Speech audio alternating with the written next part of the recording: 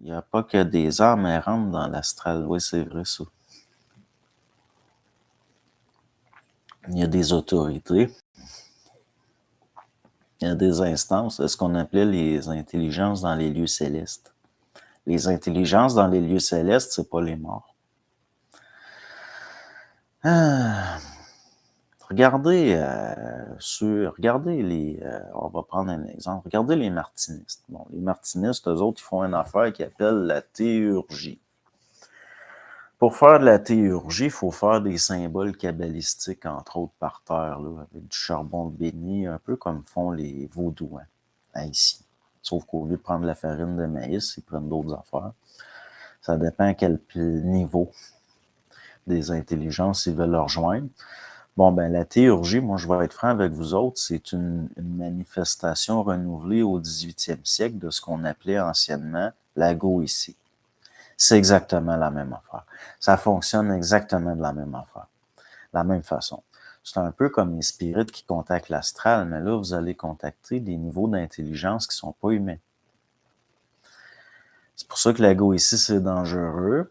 C'est pour ça que ça a été dénoncé, puis c'était très mal vu, puis finalement, ça a été persécuté, ça a disparu. À la fin de la Renaissance, on en parle, mais bon. Mais finalement, ça revient. Ça revient au fin 17e, début 18e, sous le nom de théurgie. Pourquoi? Parce que ces forces-là, ils cherchent tout le temps à revenir. Ils ont besoin de l'être humain.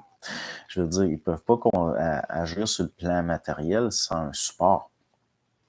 L'être humain, il est un canal, si on peut dire. OK? Mais c'est quoi des corps? C'est des moyens de transport. Mais la théurgie, c'est de la goétie. Puis la goétie, si au lieu d'essayer de contacter certaines intelligences de certains plans, c'est juste de contacter des morts, là, il y a des formes de goétie comme ceux qui faisaient de la nécromancie. Mais ça, bon, prenez dans l'Ancien Testament, il y en a qui font de la nécromancie. Le roi Salomon, c'est un goétien. Il y en a qui font carrément de la nécromancie. Il y a Nabucodonosor, maintenant, qui fait de la...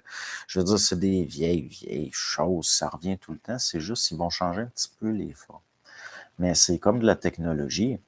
C'est un peu comme se brancher sur Internet pour aller sur tel type de site. Des fois, ça prend tel type de programme.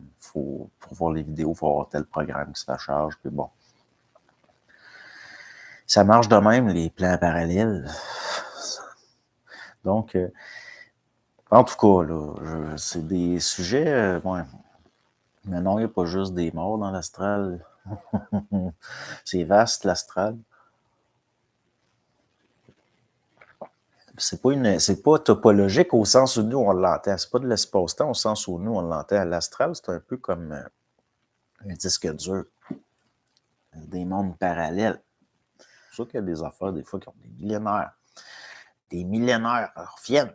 Puis je le vois que ça revient. Puis les gens qui sont canalisent ça, si on peut dire, ils savent pas.